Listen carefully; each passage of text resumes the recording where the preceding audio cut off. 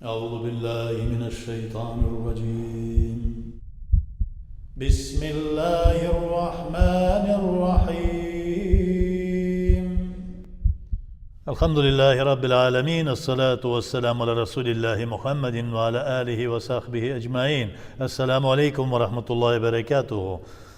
Книга Канзуль Гирфан Мухаммад Асад Аль-Ирбили, где собраны 1001 хадис из разных источников. Эти хадисы показывают, как должен быть морально-нравственным мусульманин и как он должен достичь высшего довольства Аллаха Субхану ва Тааля. Мухаммад Асад Аль-Ирбили, автор этого сборника, так и пишет в предисловии, что я очень надеюсь, что эта книга, эти хадисы помогут достичь довольства Аллаха и пойти по пути праведнейшего из праведнейших на земле любимца Аллаха, пророка Мухаммада, саллаллаху алейхи. Баб ма джаа фи фадлил уляма, то есть глава о превосходстве ученых. Сразу нужно говориться, кто такие ученые. Здесь идет, как объясняет Мухаммад Асад Аль-Ирбили, что учеными называются те люди, которые получили знания от предыдущих поколений, которые связаны единой цепочкой вплоть до пророка Мухаммада, саллаллаху алейхи вассалям. И на основе этих знаний эти ученые совершают действия. То есть аль-алим амиль. Если просто галим, знающий, ученый, то этого недостаточно. Аллах Субхану ва Тааля показывает, что в Кудси хадисе, говорит, призывая ученого, и говорит, что на что ты потратил свою жизнь? Я изучал Коран, и обучал людей, я вот старался ради твоего удовольствия, говорит он. Аллах Субхану ва Тааля говорит, врешь. Ты изучал эти знания для того, чтобы хвастаться, для того, чтобы заниматься показухой, чтобы о тебе говорили, что ты ученый. А что нужно для того, чтобы быть настоящим ученым? Все предыдущие поколения, вплоть до сахаба, вплоть до пророка Мухаммада, саллаллаху алейхи, по цепочке все говорят одно и то же. Человек, у которого есть знания, он должен совершать поклонение на основе этих знаний. То есть алим ва амиль. Если он не исполняет то, что у него в запасе знаний, если эти знания, они как бы просто хранятся в каком-то хранилище, в его памяти, то этого недостаточно. Это не ученый. Ученый – это тот, который совершает свои благочестивые поступки, не выходя за рамки шариата, не выходя за рамки тех границ, которые установлены пророком Мухаммадом, саллаллаху алейхи, его последующими поколениями сахабов, табиринов и атбар табиринов, и последующих ученых. Ученые берут от табиринов и атбар табиринов и следуют им. Они называются ученые ахли сунна валь джамаат. Иттабиру л-уляма, фаиннахум суруджу дунья ва масабиху л-ахира. Следуйте за учеными, потому что они действительно освещают путь в этом мире и в ахирате. То есть они показывают правильный путь, как нужно жить в этом мире и как нужно делать свои дела сообразно шариату, сообразно повелению Аллаха в этом мире, и достичь довольства Аллаха, и достичь, войти в сады благодати, называемый рай, который обещает Аллах Субхану ва Тааля. Опять-таки, пророк Мухаммад саллаллаху алейхи здесь имеет в виду уляма, те, которые следуйте за ними, то те настоящие ученые, о которых мы говорили только что. Акримул уляма, фаиннахум варасатул анбияи, фаман акрамахум, факад акрам Аллаху ва расуляху. Уважайте ученых, потому что ученые, они наследники пророков. Пророки не оставили после себя ни богатства, ни государства, они не оставили после себя ни одежды, ни каких-то других вещей, которые дороги в этом мире. Они были почти все, кроме Сулеймана, алейхиссалям, они были все бедными. Многие из них работали пастухами, многие из них зарабатывали своими руками. Не было у них ничего. но у них были знания, и у них было то, что не спасал им Аллах. Ученые получили в наследство от пророков вот эти знания и духовное развитие.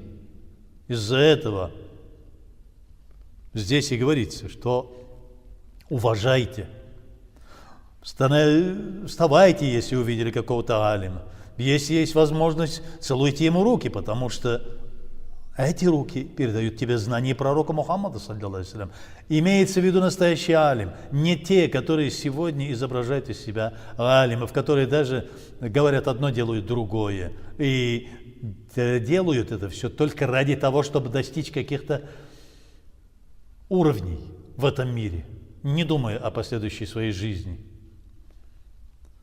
И они, наследники пророков, если кто из вас действительно уважает настоящего алима гамиля, то он, значит, уважает Аллаха и его посланника Мухаммада, саллаллаху алейхи вассалям. Байн аль-алими валь-абид саб'уна дараджат. Между знающим и поклоняющимся, или просто поклоняющимся человеком, разница в 70 ступеней. То есть алим, который следует, действует, поклоняется на основе своих знаний, алим, действительно тот, который наследник пророков Мухаммада, саллаллаху алейхи ва саллям, в данном случае, он выше простого поклоняющегося, который, имея небольшие знания или информацию про ислам, он поклоняется, он совершает там, как про это говорит Мухаммад, саллиллаху алейхи ва саллям, вы будете стоять рядом с ними и видеть, как они поклоняются, и удивитесь, и посчитайте, что ваше поклонение вообще, вы будете считать, что вы даже рядом с ними как бы и не поклоняетесь даже. Но бойтесь таких людей, те, которые не на основе каких-то знаний, которые получили они от алимов, которые по цепочке передаются, которые получили по цепочке от пророка, саллаллаху алейхи ва саллям, и они на основе своих умозрений, на основе своих видений, я так думаю, я так прочитал, бойтесь таких людей. Они как стрела, вылетающая из лука. И я верю, что стрела возвратится обратно в лук, но эти люди вылетают из ислама, и они не возвратятся в ислам, говорит Мухаммад, саллаллаху алейхи ва саллям. То есть абид, не имеющий знаний, поклоняющийся, хуже на 70 ступеней, чем знающий галим. صنفان من الناس إذا صلح صلح الناس وإذا فسد فسد الناس العلماء والأمراء. Две категории людей. Если они на праведном пути, то все люди в обществе на праведном пути. Если они заблудились, то все люди в обществе заблуждаются. Это алимы, амили, которые на основе своих знаний совершают гамаль, и руководители этих людей, этого общества. Если они праведные, все будут праведными. Если они неправедные, люди собьются с пути. В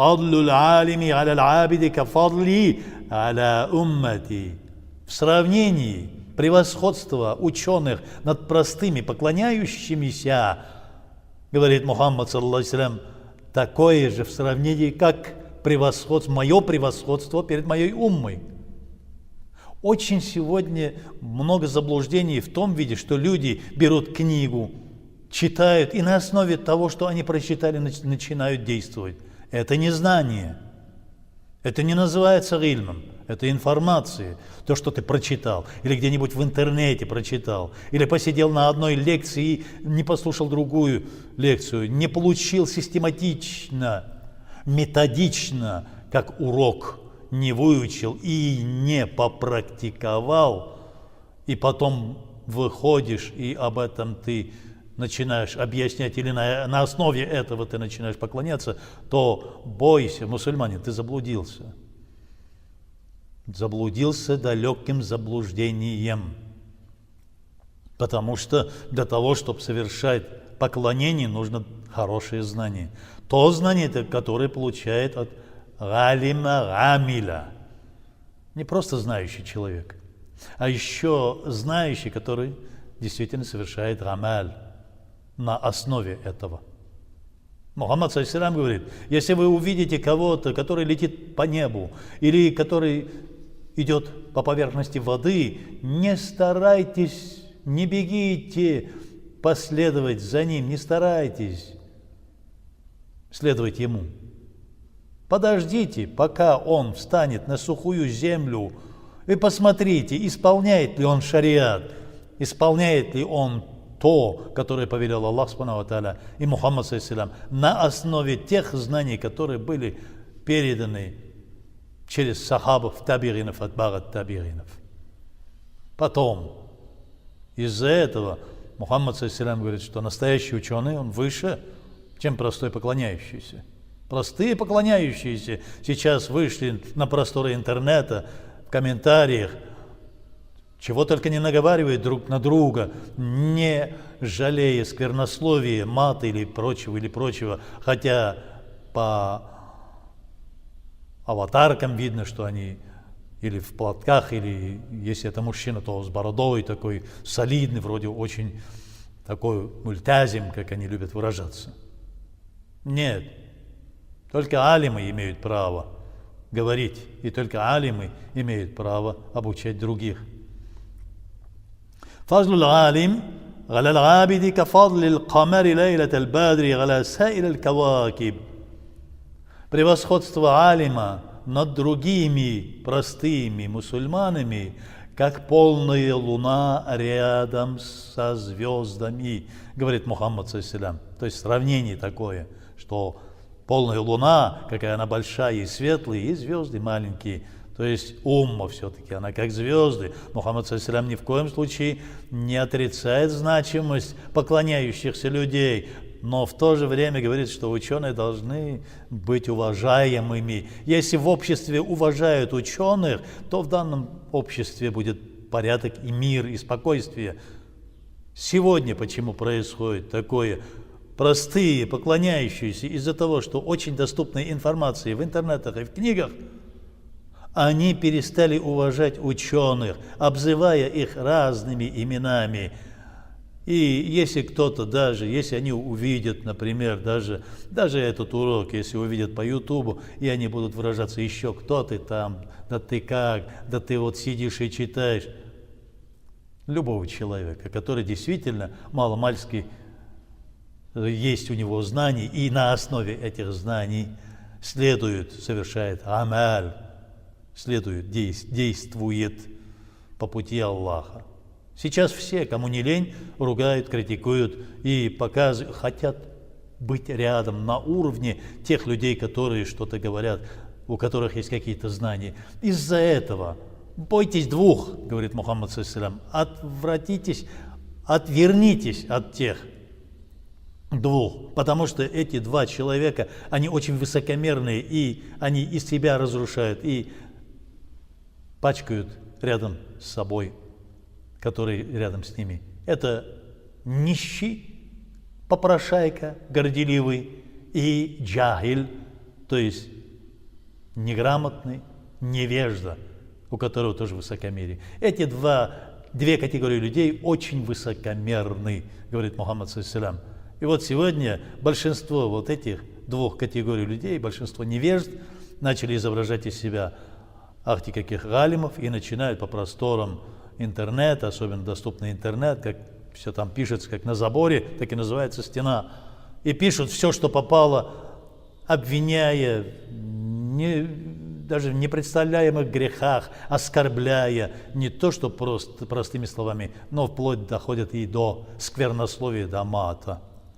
Разве это мусульманин, где, когда Мухаммад саллаллаху алейхи ва саллям говорит, что галим ва гамиль, тот, который на основе своих знаний совершает действия, и который эти знания получил по цепочке, которая тянется вплоть до самого любимца Аллаха, пророка Мухаммада саллаллаху алейхи ва саллям. И разве можно такие вещи совершать, оскорблять? فضل العالم على غيره كفضل النبي على أمته.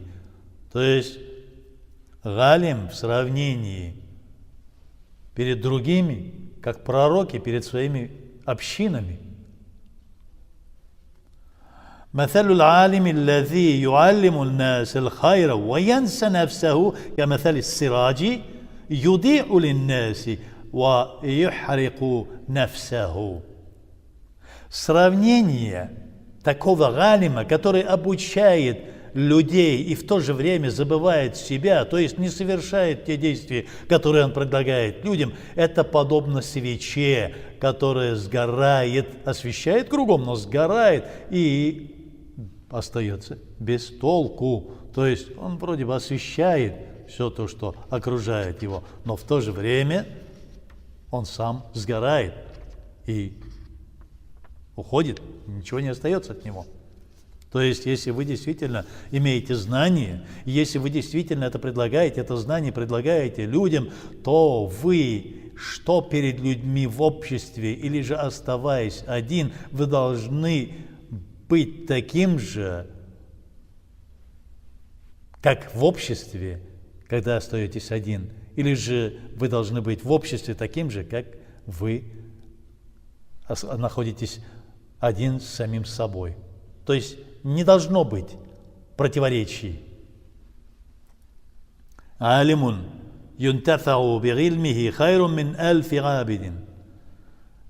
Ученый, от знаний которого можно получить пользу, или же он, ученый, который дает пользу, он лучше, чем тысячи поклоняющихся мусульман. Один галим лучше тысячи мусульман, которые поклоняются без знаний. Здесь речь идет опять-таки юнтафау бигильмихи. От знаний которого, аль-галим, от которого люди другие получают пользу. Как они получают? Даже галим, здесь мы остановимся на этом хадисе, даже галим, который находится, который спит, он лучше, чем поклоняющийся, который бдит. Намного. Фадлу алими аля наси ка фадли Аби Бакрин аля уммати. Мухаммад саллаллаху еще сравнивает, что галим, он лучше, он в сравнении перед остальной уммой, как Абу Бакр. Абу Бакр, первый халиф, самый ближайший соратник и друг пророка Мухаммада, саллаллаху, про которого Мухаммад саллаллаху говорит, что ему осталось немножко, чтобы стать пророком, чтобы достичь степень пророчества, степень посланничества. «Ман ваккара алиман факад ваккара раббаху». Кто уважает алима, кто превозносит его, то он превозносит и уважает Аллаха, своего Рабба, своего Всевышнего. «Намуль алими гибадатун ва нафсуху тасбихун». Вот тот хадис, о котором только что говорили, что сон знающего человека, ученого, это гибадат. Даже если он спит, гибадат. А его тасбих – это его вдох и выдох. То есть, если он спит и в это время во сне вдыхает и выдыхает, то есть дышит, это его тасбих. Есть история, когда шайтан стоит около дверей мечети и не может зайти.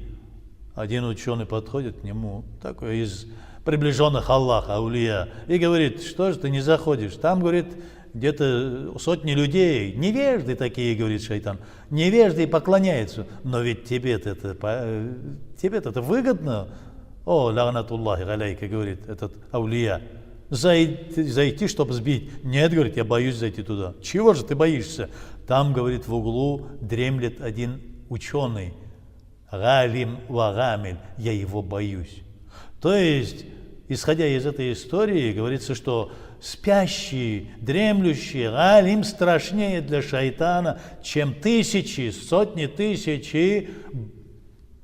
тех поклоняющихся без знаний, которые они бдят, то есть они не спят, не спящих поклоняющих, габидов. النظر إلى وجه العالم غبادة. И если ты приходишь и садишься перед алимом, амилем, подчеркиваю, алим, амиль, и садишься и смотришь на его лицо, на его лик, то это уже гибадат, говорит Мухаммад, саллаллаху. «Ваккиру уламаа уммати, фа иннахум нуджумул арди». Уважайте ученых моей уммы, говорит Мухаммад, саллаллаху, потому что они звезды этого мира.